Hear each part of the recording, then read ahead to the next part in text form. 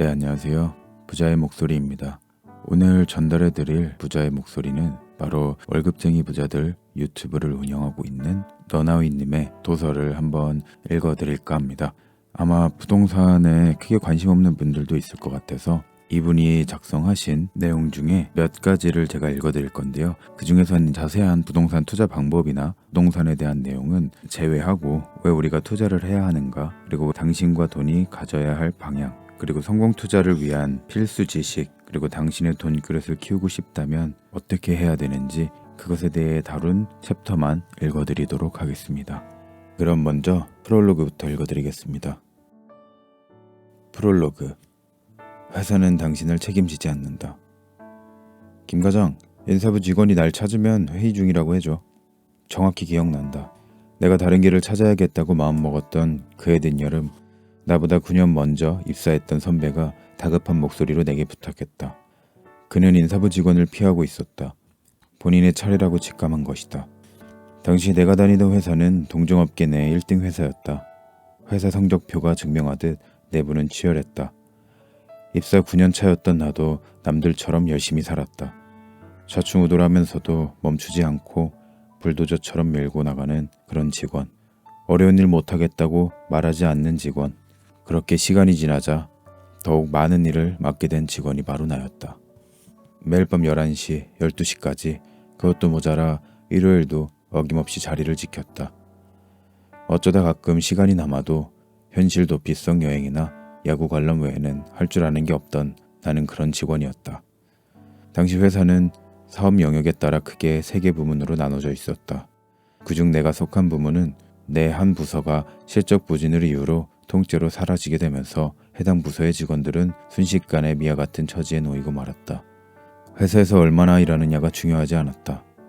입사 20년 차에 가까워진 선배들은 당장 내쳐질까 전전긍긍했고, 그보다 연차가 덜 된 직원들도 본인이 전혀 생각지 못한 부서로 배치되진 않을까 걱정이 이만저만 아니었다. 입사 5년 차 미만 직원들 정도만 그저 내일은 아닐 거라 생각하는 눈치였다. 그 시기에 인사부 직원들은 서류철을 들고 다녔다. 호출을 당해 면담실로 들어간 선배들은 본인에 대한 평가가 적힌 한 페이지짜리 문서 앞에 우두커니 앉아 퇴사를 종용당했다. 지금 당장 퇴직 서류에 사인하면 버티는 것보다 많은 돈을 쥐어주겠다는 설득에 수많은 이가 펜을 들었다. 사람들은 인사부 직원들을 추노꾼이라 불렀다. 화가 치밀어 올랐다. 그들이 추노꾼이라면 우리는 노비란 말인가? 내게 자신이 회의 중이라고 말해주길 부탁했던 선배는 입사 18년 차 차장이었다. 그때 내가 9년 차였으니 내가 신입사원 시절 바라봤던 그 선배가 당시에 딱 나와 같은 위치였다. 후배 입장에서 볼 때 그는 참 멋진 선배였다. 그는 윗사람에게 무조건 예스를 외치는 부류가 아니었다. 나름의 소신을 가지고 있었고 후배들에겐 따뜻했다. 어려운 일이 있을 때면 나타나 도움을 주던 그는 닮고 싶은 선배였다. 하지만 무슨 이유에선지 번번이 진급의 누락이 되자 여기저기서 말이 나왔다. 그러게 잘 좀 하지. 결국 칼자루는 윗사람들이 쥐고 있는데 그렇게 나를 세워서 승진이 되겠어? 아이 뭐 본인이 자초한 거지 뭐. 똑똑한 척 해봤자 좋을 게 없다는 걸 모르나 봐. 심지어 선배의 도움을 받은 사람들조차 그렇게 말했다. 선배는 결국 부서가 공중분해되는 고비를 넘기지 못하고 회사를 떠났다. 그는 이제 겨우 초등학교 6학년이 된 쌍둥이들의 아버지였는데. 우연히 만난 책 한 권, 그리고 3년 후 선배는 떠났지만 회사는 멀쩡하게 돌아갔다.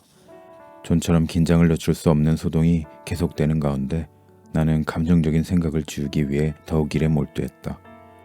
제 시간에 퇴근할 수 있는 날이 가뭄에 콩나듯 했던 어느 날 모처럼 일찍 회사를 나왔다. 맞벌이로 일하던 아내와 만나 저녁 식사를 하기로 했기 때문이었다. 약속 시간까지 밖에서 기다리기엔 날이 너무 더워 회사 근처 광화문 대형 서점에 들어갔다. 서점에 들어서자마자 출입구 쪽 매대에 놓인 자극적인 제목의 빨간 책이 눈에 들어왔다. 당시 유명한 재테크 분야 베스트셀러였지만 나는 재테크란 자신 없는 사람들이나 기웃거리며 시도하는 것으로 생각했기에 그냥 지나쳤다. 다양한 여행서와 지구온난화 문제를 다룬 과학 분야 교양서 몇 권을 펼쳤다 덮었다 시간을 보냈다. 그러던 중 아내에게 연락이 왔다. 갑자기 부서 회식이 잡혔어.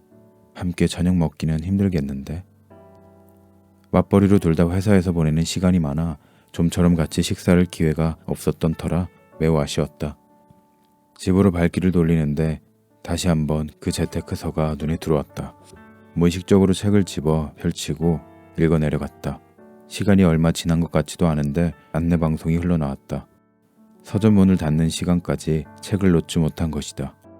몇 페이지밖에 남지 않은 상황이라 끝까지 읽고 싶었지만 이상하게 책을 사고 싶지는 않았다. 그 재테크서를 산다는 것이 그럭저럭 괜찮은 대학을 나와 대기업에 성실하게 일하던 내게 자존심 상하는 일처럼 느껴졌기 때문이다. 책을 내려놓고 서점에 나와 버스를 탔다.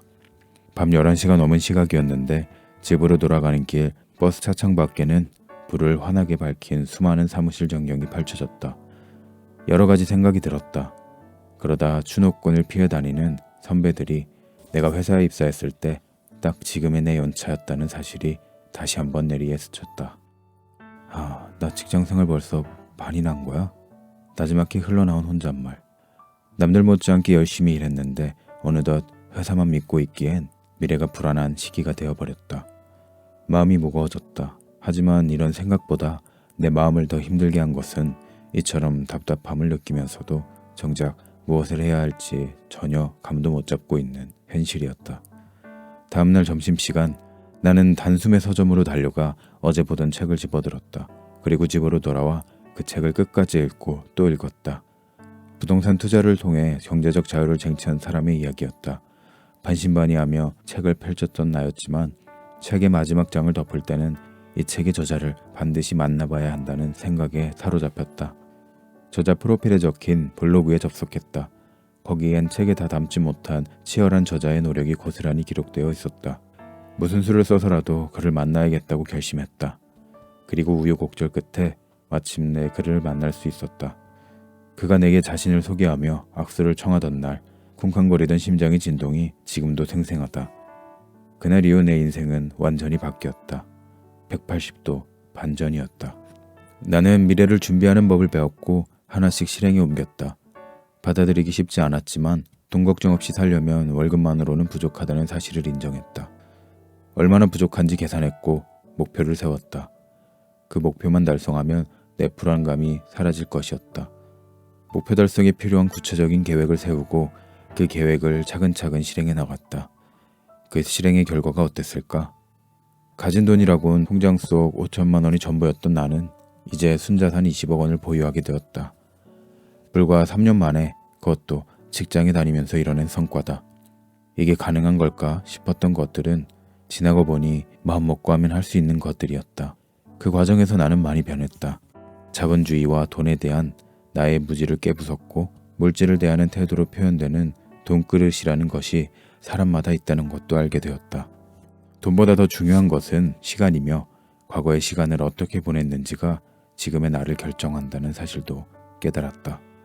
그렇게 나는 자극적인 즐길거리로 불안감을 뒤로 밀어버리던 이전의 무책임한 삶에서 탈출했다. 이런 과정에서 직장생활도 한결 즐거워졌음은 물론이다. 물론 이전보다 돈을 조금 더 번 것으로 모든 문제가 해결됐다고 생각하진 않는다. 그러나 그 3년의 세월을 통해 적어도 돈으로 인한 막연한 불안감은 떨칠 수 있었다. 오히려 불안감을 극복하고자 공부하고 행동하며 알아나가는 과정에서 나도 할 수 있겠다라는 자신감을 얻었다. 그것만으로도 이전보다 행복하다. 돈을 벌어야 한다는 마음으로 시작한 투자가 돈뿐만 아니라 자존감과 행복이라는 선물까지 안겨준 것이다. 문제는 당신의 편견과 선입견이다. 그래봤자 또 투기꾼 이야기겠지 뭐. 안 봐도 뻔한 재테크 책이네. 나 역시 3년 전 읽었던 그 책들을 펴들며 이렇게 생각했다. 그래서 한참을 읽어놓고도 책을 덥석 집어들고 계산대로 가지 못했다. 그러나 그 책을 읽는 동안 들었던 한 가지 생각만은 지금도 선명히 기억한다. 혹시 내가 편견과 선입견에 사로잡혀 진짜를 보지 못하고 있는 건 아닐까? 나는 맞고 타인은 틀렸다는 선입견. 그래서 내 생각과 다른 방향으로 흘러가는 세상은 옳지 못하다는 편견. 나는 3년 전 그날 처음으로 철옹성 같던 생각에 의구심을 품었다. 그 의구심을 지렛대 삼아 튀어오른 나는 그동안 내 주변을 덮고 있던 울창한 나무와 숲 위로 올라가 밖을 내다볼 수 있었다. 당신이 어떤 이유를 가지고 있든 중요하지 않다. 분명한 것은 당신이 현실을 직시하지 못할 만큼의 편견과 선입견에 사로잡혀 있는 한 자본주의 사회 안에서 그것이 결국 당신의 발목을 잡을 것이라는 사실이다. 부동산은 인류 역사상 단 한순간도 자산으로서의 가치를 잃어본 적이 없다. 그렇기에 이런 부동산의 본 모습을 똑바로 보지 못한다면 결국 경제적으로 어려운 상황에 내몰릴 수밖에 없다. 그저 내 생각이나 주장이 아니다. 역사가 말해주는 실제이자 현실이다. 여기까지 읽었다면 당신은 3년 전 내가 그랬듯 그동안 가졌던 자기 생각에 강한 의구심을 가져야 한다. 내 생각은 다 옳고 다른 이들은 모두 틀린 것이 아닐지도 모른다는 생각을 해야 한다. 이를 깨닫느냐 아니냐에 따라 당신과 당신이 사랑하는 가족의 미래가 달라질지도 모를 일이다. 당신의 고정관념을 어느 정도 털어냈다면 이제 차분하게 생각해보라. 당신은 현재 당신과 당신의 가족들의 미래를 계획해 두었는가? 단도직입적으로 묻겠다. 이 책을 집어든 당신은 당신의 1년 뒤, 5년 뒤, 10년 뒤의 모습이 그려지는가? 아니, 앞서 물어야 할 것이 있다. 당신은 미래에 대한 알 수 없는 불안감이 당도할 때 차분하게 앉아 그 이유가 무엇인지 하나하나 따져본 적이 있는가? 만약 이 질문에 내가 나의 미래를 구체적으로 그려본 적이 있었던가 하면 yes 혹은 no라는 대답조차 하지 못한다면 당신의 1년 뒤, 5년 뒤, 10년 뒤는 절대 지금보다 나아질 게 없을 것이다.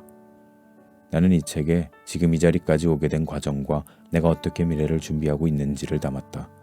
지금 이 순간 미래가 불안한데 그 실체가 잘 보이지 않아 답답한 사람이라면 이 책을 꼼꼼히 읽어보길 바란다. 돈의 진정한 의미와 직장인으로서 생활하면서 부를 얻는 방법에 관심 있는 사람이라면 이 책을 꼭 읽어보길 바란다. 현재 상황을 타개할 마음과 의지와 용기는 있지만 그 방법을 몰라 어려움에 처한 사람이 있다면 이 책을 끝까지 읽어보길 바란다. 억지로 버티는 인생이 아니라 즐겁게 쟁취하는 삶을, 인생을 살고 싶은 사람이라면 이 책을 잘 읽어보길 바란다.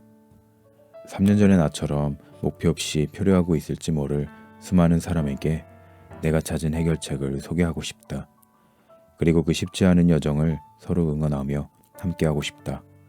단 한 사람이라도 이 책을 통해 스스로 변화를 다짐하고 실행한다면 내게 그 무엇보다 큰 기쁨은 없을 것 같다. 너나위. 명언수록. 위대한 인물에게는 목표가 있고 평범한 사람에게는 소망만 있다. 워싱턴 어빙, 미국의 소설가 겸 수필가. 첫 번째 챕터. 무관심 속에 썩어나가는 당신의 돈. 대한민국은 경제체제로 자본주의를 택한 나라다. 그러나 자본주의를 이해하지 못하면 우리가 삶을 영위하는 데 영향을 미치는 중요한 요인 중 하나인 경제를 전혀 모르고 사는 것이 된다. 문제는 국민 대다수가 자본주의가 무엇인지에 대해 제대로 배울 기회를 얻지 못한다는 것이다. 공교육을 통해서는 알 길이 없다는 말이기도 하다. 생존을 위해 반드시 들이마셔야 할 공기처럼 절대 벗어날 수 없는 자본주의 환경에 살고 있으면서도 우리는 자본주의를 너무 모르고 있다. 나라고 달랐던 건 아니다. 투자를 시작하기 전에 나는 역시 자본주의에 대해 무지했다. 투자는 돈을 벌기 위한 행위다. 그러므로 당신이 자본주의 사회에서 투자와 재테크로 돈을 벌고자 한다면 상세한 투자처나 투자법을 알기보다 먼저 돈에 대해 알아야 한다. 그것이 기초이기 때문이다. 그리고 돈에 대해 알려면 당연히 자본주의에 대해 알아야 한다. 그래서 나는 본격적으로 투자에 관해 이야기하기 전에 큰 틀에서 자본주의에 대해 간략하게라도 짚고 넘어가고자 한다.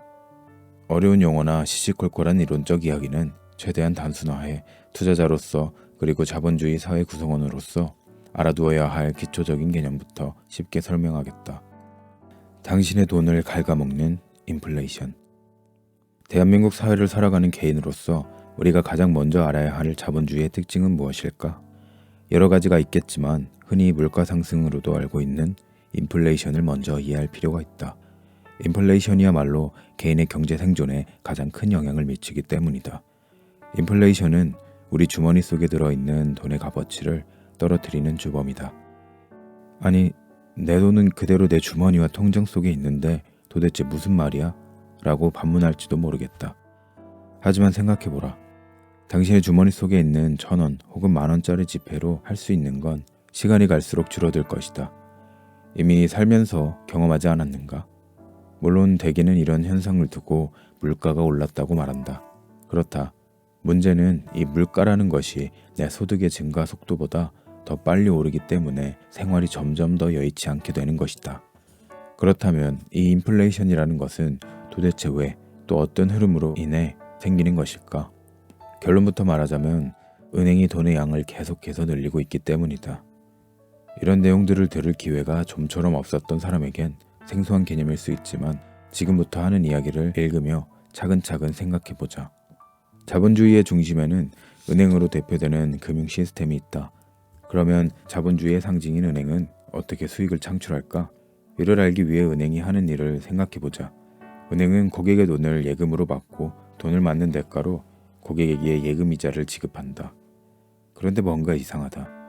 은행이 돈을 안전하게 보관해 준다면서 고객에게 예금이자를 지급한다는 것이 아니라 은행이 돈을 안전하게 보관해 준다면 고객에게 예금이자를 지급할 것이 아니라 오히려 고객에게 돈을 보관하는 데 필요한 각종 경비가 포함된 수수료를 청구하는 것이 상식적이지 않을까?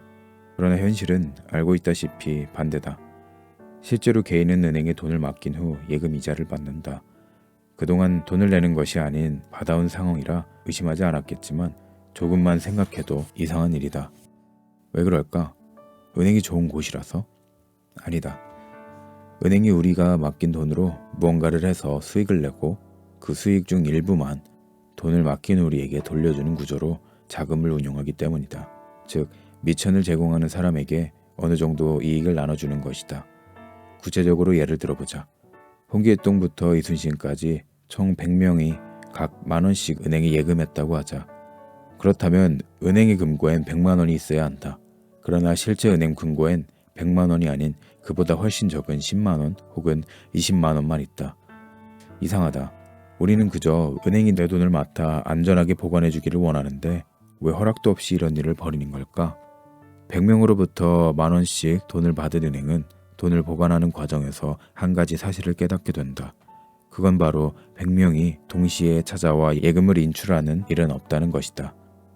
과거 몇 차례 벌어졌던 금융위기와 같은 사건이 발생하지 않는 한 고객이 돈을 예금한 시기가 제각각이듯 돈을 인출하려고 하는 시점 또한 제각각인 것이다. 이를 통해 돈 100만 원을 그대로 금고에 넣어두지 않고 활용할 수 있다는 걸 알게 된 은행은 정말 예금액 중 일부만 금고에 남겨두기 시작했다. 이유는 단 하나, 고객의 돈을 활용하면 돈을 벌 수 있기 때문이다. 은행이 고객의 예금을 활용해 돈을 벌 수 있는 방법은 바로 대출이다. 즉 은행은 다른 고객에게 돈을 빌려주고 받는 대출이자에서 돈을 맡긴 고객에게 주는 예금이자를 뺀 차액만큼을 돈을 벌 수 있다. 즉 은행 수익은 대출이자 수입 빼기 예금이자 비용인 셈이다. 잘 생각해보자. 우리는 이미 은행의 대출 금리가 예금 금리보다 높다는 것을 당연하게 받아들이고 있다. 이런 방식으로 은행이 창출하는 수익을 예대 마진이라고 하는데 바로 여기에 인플레이션의 이유가 숨어 있다. 앞의 사례처럼 은행이 고객의 돈을 활용해 돈을 버는 동안 시장에는 실제 돈의 양인 100만 원보다 더 많은 양의 돈이 생겨난다. 1만 원씩 은행에 예금한 100명이 서로 모르는 사이에 같은 날 돈을 찾으러 오지도 않는다는 걸 알게 된 은행은 그중 80만 원을 또 다른 사람에게 대출해줬다. 그렇다면 은행에 돈을 맡긴 100명의 예금액이 줄어드는가? 천만에. 그들의 통장엔 여전히 10,000원이라는 금액이 찍혀 있는데 80만 원의 돈이 이미 시장에 나와 돌아다닌다. 즉 시장 돈은 10,000원짜리 100장인 100만 원이지만 숫자로 존재하는 돈은 180만 원이 된다. 경제신문에서 흔히 볼 수 있는 단어 통화량이 이 사례에서는 100만 원이 아닌 180만 원이 되는 셈이다. 이러한 이유로 통화량은 실제로 존재하는 돈보다 많다. 이렇게 돈의 양은 종이로 더 찍어내지 않아도 늘어날 수밖에 없다. 돈은 많아지는 것이다. 앞서 말했듯 자본주의의 핵심은 은행이다. 은행이 없는 자본주의는 존재할 수 없다. 따라서 은행의 밥줄인 이런 메커니즘이 반복되어야만 자본주의도 유지될 수 있다. 이 말은 나와 당신이 살고 있는 이 자본주의 경제 체제에서는 계속해서 통화량 증가가 일어나게 될 거라는 말이다. 이는 포털 검색창에 우리나라 통화량 증가 그래프라고만 검색해봐도 쉽게 확인할 수 있다. 어쩌면 이런 생각이 들지도 모르겠다. 그래, 우리나라 통화량이 증가한다고 치자. 그런데 그것이 내 자산과 무슨 상관이지? 그렇다면 이렇게 생각해보자. 평소 경제에 관심이 있었다면 돈의 가치가 떨어진다라는 표현을 들어본 적이 있을 것이다. 가치가 떨어진다는 말을 쉽게 바꿔 말하면 그것이 흔해진다는 뜻이다. 통화량이 늘어난다는 건 이전에 비해 시장에 돈이 많아져 흔해지는 것을 뜻한다. 즉, 통화량 증가는 돈이 흔해짐, 곧 돈의 가치 하락이다. 돈의 가치가 하락하면 자연스럽게 예전과 같은 돈으로 할 수 있는 것이 줄어들 수밖에 없다. 만약에 10년 전 한 개에 500원 하던 사과가 10년의 세월이 흐른 지금 1000원이 되었다면 사람들은 흔히 사과의 물가가 올랐다라고 말한다. 그렇다면 사과의 가치가 10년 전에 비해 2배가 올라서 가격이 2배가 된 걸까? 아니다. 여전히 사과는 매년 일정한 수만큼 수확되고 좋아하는 사람의 수도 예전과 크게 달라지지 않았을 것이다. 가격이 오르는 진짜 이유는 화폐의 가치가 그만큼 떨어져서다. 다시 말해 10년이 흐르는 동안 자본주의 특성에 따라 돈의 양이 늘어났고 그에 따라 돈의 가치가 떨어져 이제는 이전보다 많은 양의 돈을 줘야만 사과 한 개를 얻을 수 있게 되는 것이다. 당신도 이미 느꼈겠지만 우리 주변에 이런 사례는 무궁무진하다. 10년 전 먹던 짜장면 가격이나 20년 전의 버스비를 생각해보자. 모두 적지 않게 올랐다. 그렇다고 짜장면에 트러플이 들어가거나 버스 이동 속도가 혁신적으로 빨라진 것은 아니다. 변한 것은 하나뿐이다. 바로 돈의 가치. 그만큼 돈은 흔해졌다. 그리고 시간이 흐를수록 가치는 더욱 떨어질 게 틀림없다. 어떤가요? 그런데도 인플레이션이 당신의 경제적인 삶과 무관한가요? 만약 당신이 이런 변화에 무관심해 그저 당신의 돈을 통장에 넣어두고 1%에도 채 미치지 못한 그 이자에 만족한다면 결국 당신이 그 돈으로 할 수 있는 것들은 계속해서 줄어들 것이다. 시간이 당신의 돈을 갉아먹을 테니 말이다. 이런 상황에서 은행의 예금 통장에 돈을 넣어둔다는 것은 무엇을 의미할까요? 요즘과 같은 저금리 시대에는 이자랄 것이 없다고 해도 틀린 말이 아닙니다. 즉, 당신이 하루도 빠짐없이 출근해 열심히 돈을 벌고 이를 쓰지 않고 아끼면서 악착같이 은행에 저축한다고 해도 시간이 지나면 그 모아둔 돈으로 할 수 있는 것이 오히려 지금보다 줄어든다는 것입니다. 훗날 많은 시간이 흐른 뒤 이 진실을 목도하게 된다면 정말 억울하지 않을까요? 예를 들어 보겠습니다. 2019년 현재 삼겹살이 1인분에 10,000원이라고 하겠습니다. 당신의 통장 속에 있는 그 돈 10,000원으로 삼겹살 1인분을 호기롭게 주문할 수 있습니다.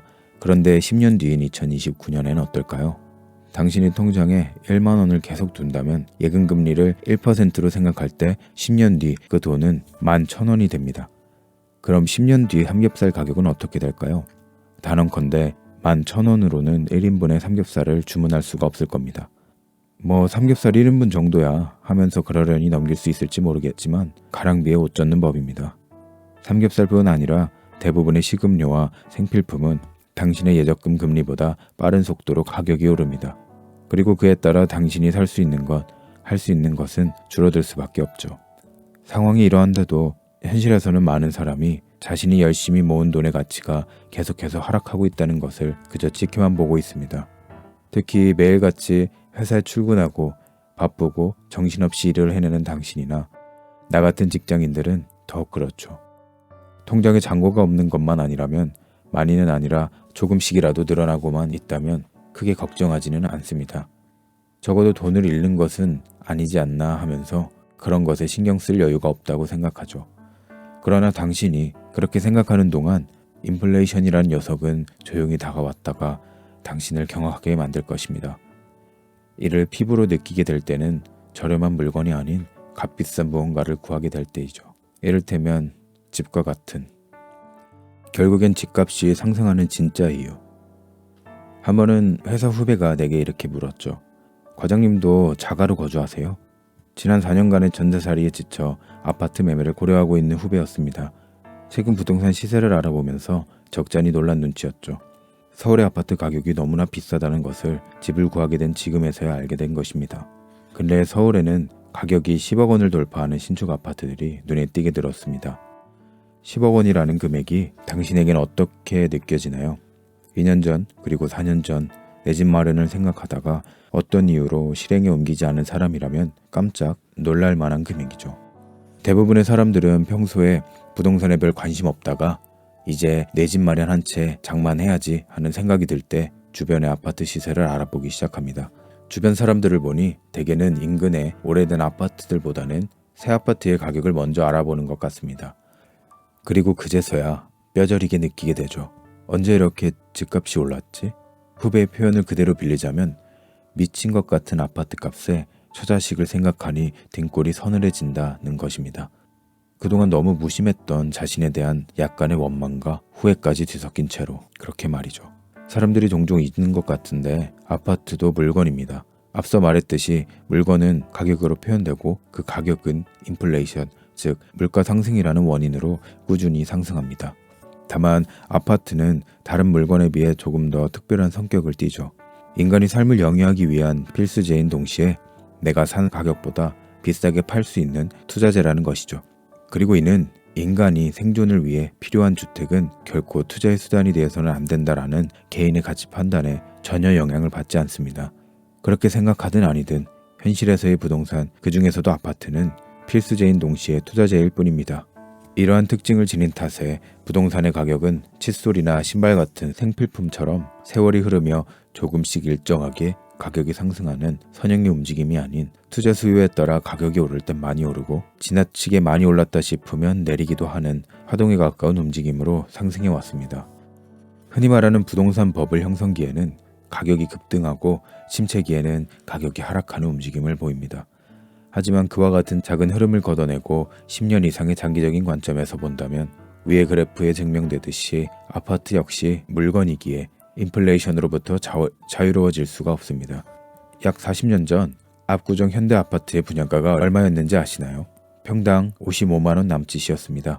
그런데 40년이 흐르는 사이 가격이 뒷자리에 0이 2개나 더 붙어버렸습니다. 물론 현대 아파트의 가격이 평당 5,500만 원이 되는 세월 동안 등락과 부침이 없었던 것은 아닙니다. 그러나 결국 긴 시간이 지나자 처음과는 비교할 수조차 없는 가격이 됐죠. 오랜 시간이 흐르는 동안 인플레이션이 발생하고 돈의 양이 늘어났다는 것입니다. 그렇게 돈이 흔해지며 가치가 떨어지는 현상이 아파트 가격에만 나타나지 않을 리가 있을까요? 다만 그 금액 자체가 워낙 크기에 훨씬 더 강하게 와닿을 뿐입니다. 부동산도 아파트도 물건이라는 사실을, 또 자본주의 경제체제에서 인플레이션은 필연이라는 것을 기억하시길 바랍니다. 이에 따라 아파트도 가격이 올라갑니다. 부동산 가격은 우상향이라는 말은 단순히 투기꾼들이 외치는 부동산 불패 신화 같은 것이 아니라 자연스러운 현상이라는 뜻입니다. 만약 그런데도 믿어지지 않는다면 책을 읽는 지금 당신의 주변을 둘러보고 눈에 들어오는 아파트 하나를 선택해 그것의 가격의 변화를 한번 조사해 보세요. 10년, 20년 전보다 가격이 오르지 않은 것이 있나요? 지금까지 인플레이션의 원리를 알아보았습니다. 그런데 정말 중요한 것은 이것입니다. 인플레이션이 발생해 내 통장 속 현금의 값어치가 나날이 떨어지고 대한민국 집값은 도저히 감당이 안 될 정도로 치솟는 동안 나는 무엇을 했는가, 그것에 대해 생각해 보는 것입니다. 이것이 우선되어야 합니다. 그래야 앞으로 닥칠 위기를 헤쳐나갈 수 있을 뿐만 아니라 혹시 모를 기회도 잡을 수 있지 않을까요? 혹시 당신은 지금까지 그저 월급을 예금 통장에 넣어두고 카드 결제일 다음날 잔고가 있는지 없는지 그 정도만 확인하는 것에 그치지 않았습니까? 이대로 가다간 그 돈의 가치가 예전보다 떨어진다는 사실을 아예 몰랐다거나 어렴풋이 알고 있으면서도 외면해 왔던 것은 아닌가요?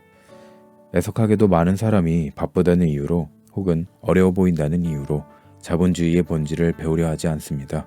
그러나 계속 그렇게 살아간다면 결국 자본주의와 친해지지 않는 대가를 치러야 합니다. 인플레이션의 영향을 알고 준비한 사람은 자신의 자산을 늘리거나 최소한 지킬 테지만 과소평가한 이들은 자산이 줄어드는 것을 결코 막을 수 없습니다. 당신이 좀 더 주변을 주의 깊게 돌려본다면 자본주의와 인플레이션의 본질을 인식한 사람과 그렇지 못한 사람의 결과가 얼마나 다른지 알 수 있을 겁니다. 똑같은 회사에서 똑같은 일을 하고 똑같은 급여를 받았음에도 그 자산의 격차는 벌어질 수밖에 없습니다. 인플레이션의 영향을 비껴가는 사람은 없기 때문입니다. 이를 먼저 인식하고 받아들였다면 평범한 직장인이 월급을 저축하는 것만으로는 완벽한 노후 준비를 할 수 없고 부자가 되기도 어렵다는 사실을 깨달을 것입니다. 지금처럼 일생을 바쳐 일해서 번 당신의 돈을 그대로 통장에서 썩힐 것인가요? 대책을 강구해야 합니다. 돈을 현금이 아닌 자산으로 바꾸는 대책 말입니다. 그것이 바로 투자이죠. 투자는 위험하다고요? 천만에, 내가 보기에 가장 위험한 것은 아주 작은 리스크도 감당할 수 없다며 결과가 빤히 보이는 그런 상황에서도 변하지 않으려는 태도입니다. 네, 오늘은 너나이님의 월급쟁이 부자로 은퇴하라를 읽어드렸습니다. 그 중에서 단순히 1장에 있는 일부만 읽어드렸고 더 뒤의 내용에서 월급은 절대 오르지 않는다. 그리고 그 다음으로 2장으로 넘어가 당신과 돈이 가야 할 방향, 그리고 당신의 돈그릇을 키우고 싶다면 어떻게 해야 하는지, 그것에 대해 순차적으로 한 번씩 읽어드리도록 하겠습니다. 여러분들도 오늘 내용을 조금 읽고 우리 자본주의 시스템과 나라와 회사가 우리를 책임져 주지 않는다는 그 내용을 들으시면서 조금이라도 생각이 바뀌셨거나 아니면 다시 한 번 더 깨닫고 각인이 되셨으면 좋겠습니다. 이제 다음 오디오북도 이어서 듣고 싶으시다면 잊지 마시고 구독과 좋아요, 알림 설정 부탁드리겠습니다. 네, 그럼 오늘 영상 들어주셔서 감사드리고요. 들어주신 분들과 저를 포함한 모든 여러분들 부자 되시길 바랍니다. 그럼 다음 영상에서 뵙도록 하겠습니다.